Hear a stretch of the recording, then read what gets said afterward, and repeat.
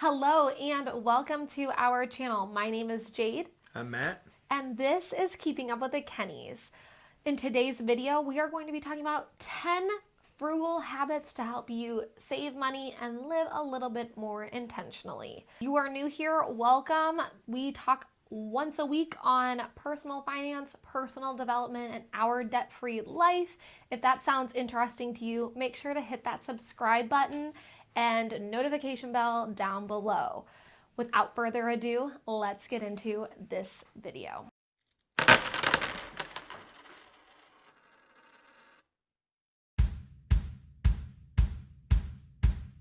Starting off, number one, the best frugal habit that you can have is to pay off debt.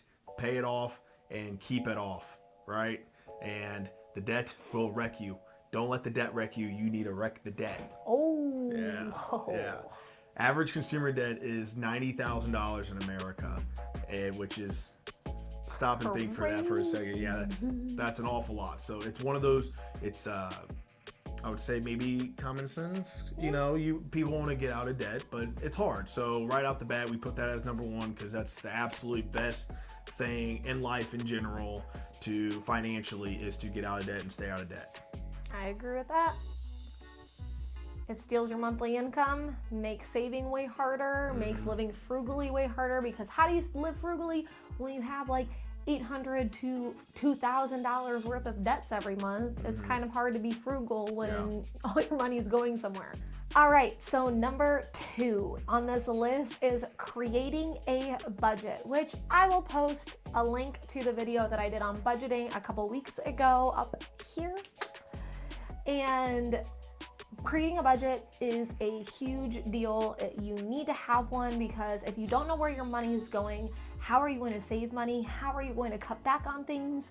You can't. So a budget is a huge deal. You need to have one.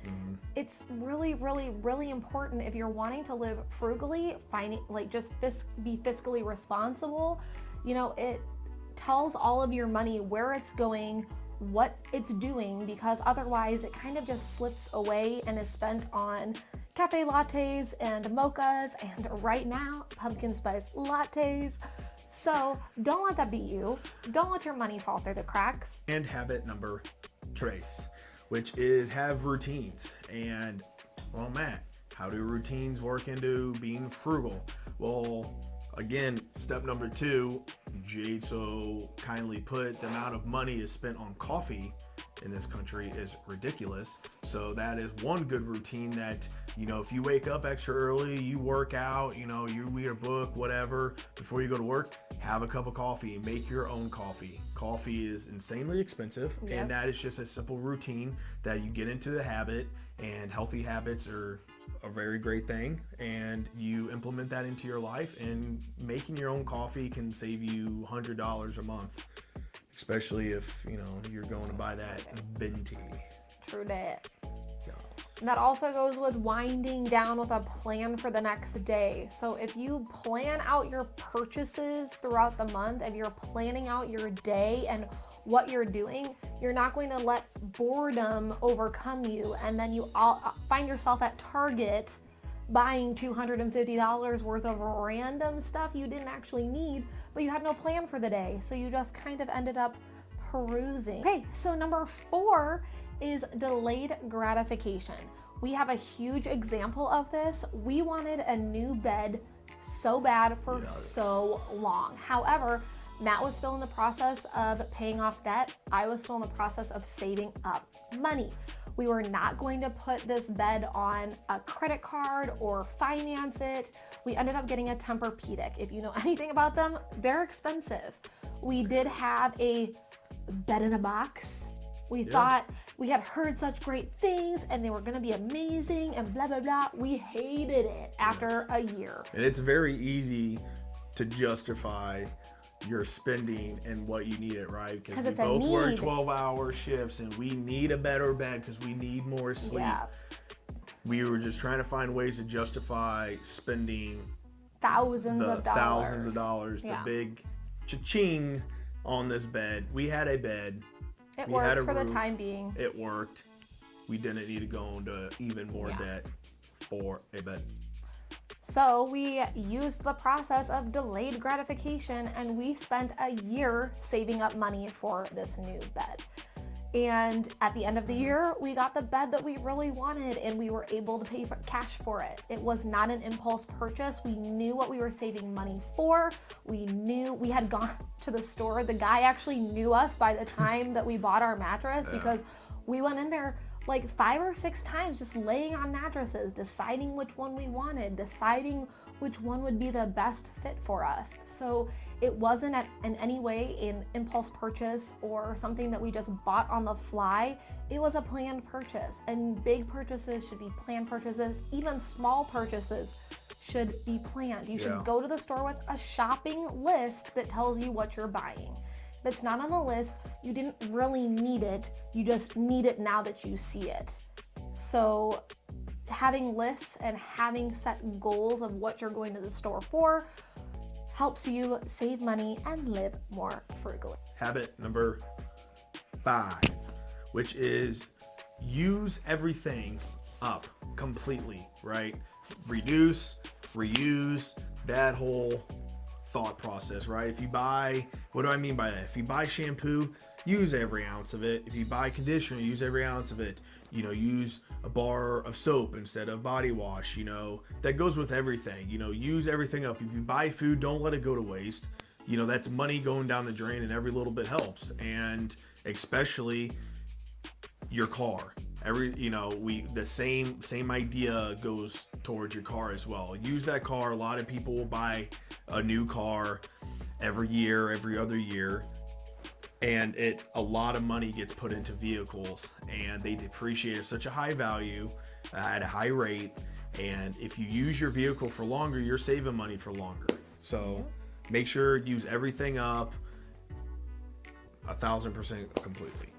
And ladies, this also means makeup. How many of us let, if you want to live frugally, don't buy makeup. Or that also works. But, your Bonus. foundation, like how many of us, you get to the end of it where you're having to kind of squeeze a little bit harder to get it out, and you're just like, I'll just go buy a new one. Or the life hack, you take the tube and you cut the tube, and then you stick your finger and use it, and then you put the tube back.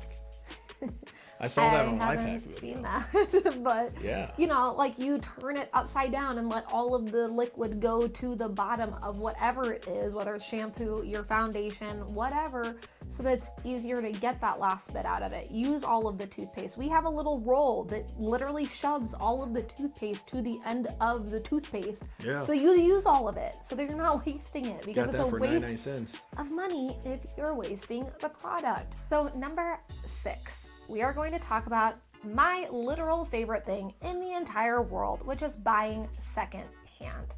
So any of my friends who know me, the very first thing that they ask me when I'm wearing something is that from Goodwill? And 99.95% of the time, the answer is yes. That's accurate. Because I love Goodwill, I love Savers, I love St. Vincent de Paul, I love garage sales and church sales and anything where somebody else owns something and paid $50 for it, and then I get to own it for $3. Wear it for 3 years and then sell it for $5. You know what I'm saying? Like, it just, I love it. Yeah. I love it. It's so fun to me. It's like you find the bargain, you wear the bargain, you sell the bargain. Like, it's just so fun. You make money off the bargain. Pretty much.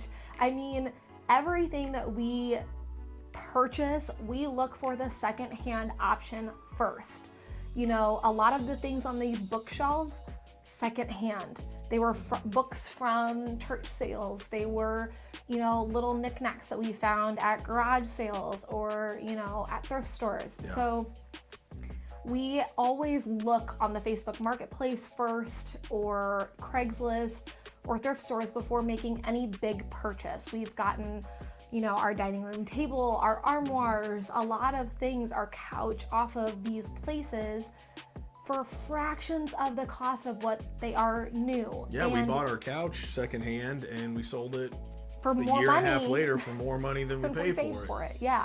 So these things really do make a huge difference in how much money you're giving away for things. And also, the depreciation value of them. When you buy it secondhand already, you're not going to lose as much money when you go and sell it, as long as you've kept it in pretty good condition. Yeah. So when you go out and buy something brand new, no one, when you go to resell, cares about the fact that you spent $3,000 on the couch. Yeah. But also look at discount stores that discount them because there's a scratch or a dent. Who cares? Who cares? That's a really good point too. That kind of, it's not secondhand, but it's an outlet store. Yes, so it's outlet cheaper. stores are a great place to look for things. Don't ever buy full price, okay? No. Ski. On to the next one. Habit number 7, which is quality over quantity. You need to buy things that are going to last you a long time. It's a lot better to shell out the little more money for a quality item, like maybe a shirt from a higher end store, not super fancy. I'm talking Not like Gucci. No, I'm talking like Prada. Express, opposed to Walmart t-shirt. Yeah. If you want to buy a Henley from Express, they're going to feel nicer. They're just nicer overall. They're going to last longer. They might be a little more expensive, but it's better than buying maybe something of cheaper value just because it's $3 and you want to buy 6 of them. It's going to last longer, and in the long run, you're spending less money, and that can be applied to multiple different areas. You buy higher quality shampoo. Jade buys high quality shampoo, but you only need a small amount, opposed to cheaper stuff. You need a lot of stuff, so you're going to go through it faster. Right, so number 8 on this list is to meal prep or meal plan. This one is way healthier normally. When you meal prep or meal plan, normally you're prepping a large amount of good for you foods. Yeah. You make a whole bunch of roasted broccoli in the beginning of the week that you kind of use throughout the week. Or, you make a sheet pan of different types of salmon or chicken or whatever your protein for the week is going to be. One, that makes sure that you actually use up the food, because it's made, it's baked, it's cooked, it's done. It's not sitting in the back of your fridge wilting and rotting away. And if you're anything like me, I'll plan meals and then I don't do it. And then I have that excuse of, well, I'll just go buy something. Yeah. No, see, and then because people will, I can spend just as much money at $5 a day at Subway, then but you can go to the store and get a loaf of bread and some lunch meat for the same cost, and you could have 3 days for lunches. So don't wait to the last minute, because I do it, I've done it, and come in the morning, you're not going to want to make lunch. It's the truth. And if you plan out your meals, that also helps your shopping list. So when you plan your meals, you're going to the grocery store with a plan. So then you're not buying things that you're not going to use, because you have your meals planned out for the week. You know that Monday night you're having grilled chicken and zucchini for dinner. So what do you buy for that day? You buy some zucchini, you buy the chicken, and that's it. And then the next day you have a plan, and maybe multiple days you're having grilled chicken with something. So then you're just kind of switching out the vegetable that you're doing, and you're just buying new vegetables for the different meals. 9, not 6, 9. Number 9, frugal habit that you should have is do it yourself. Be a man, No. Shia LaBeouf. No, he doesn't say be a man. He says just do it. I know, be a man. Be Do Shia it yourself. Do it yourself in regards to housework, car repairs, anything you can do yourself that you normally would pay someone to do. I change Jade's brakes. I change our own brakes. My father-in-law, her dad, he helps with a lot of car repairs. Saves us a bunch of money. If you can do things around the house, everyone's got internet. Everyone's got, YouTube. Go on YouTube. Everything is on there. You can learn anything from how to put up drywall to how to change the brakes. You can do it all yourself. It just takes some time. But time is money, and a lot of things cost a lot of money. Ending with 10, and we are ending with a big one, this big important one. We kind of started with number 1, the paying off debt, as being a big one. This is probably the second most important. And if you stay till the end, you get to hear it. and it is to pay yourself first. I cannot tell you, Matt used to do this. He would save at the end of the month. And you know how much money was left at the end of the month to save? $0. Maybe $5. That may or may not be true. $50. Like there was nothing left. I will not say anything that may incriminate myself. So if you don't pay yourself first, that money will go somewhere. You'll see it in your bank account. You'll be like, oh, cool, then I can buy that shirt because I've got the money for it. I can go with my friends every day this week because I have the money for it. And that goes back to the whole budget thing. Yeah. Budget for clothes, budget for going out, budget for different things. But if you're in debt, you shouldn't be going out. But you should be paying yourself first. Pay yourself. We automatically, every single paycheck that we get, literally it goes in at midnight. And by the time that we wake up in the morning, $1,500 is transferred into our savings account. So we automatically save $3,000 a month by doing that. Because yes, does that mean we live tight for the rest of the month? Yes, but we're doing it for a reason. We're moving most of our money into savings because that's important to us. Yeah. And we live off of what's left. Because when push comes to shove and things happen in the world that's going on right now, we have a massive cushion. Yep. And that's what's important. And you want to, like, why do you want to give your money away to companies that have billions and trillions of dollars? Why aren't you giving it to yourself? Why aren't you paying yourself? And that's all you're doing when you owe debt. Set up your bank account to automatically transfer money on your payday.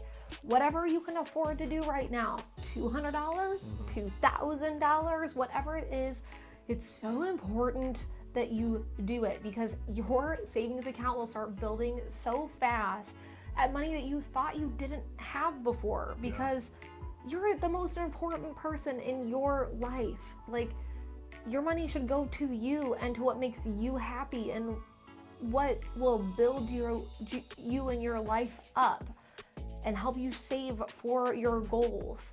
So that's where we're gonna leave you with this little tidbit of information. Well, because if you did like what I did and you looked and you didn't pay yourself first and you go, oh, look at there, I have $500. I can go to the movies. I can buy this. I can buy that. And I keep doing that. Next thing you know, I have $100 at the end of the month.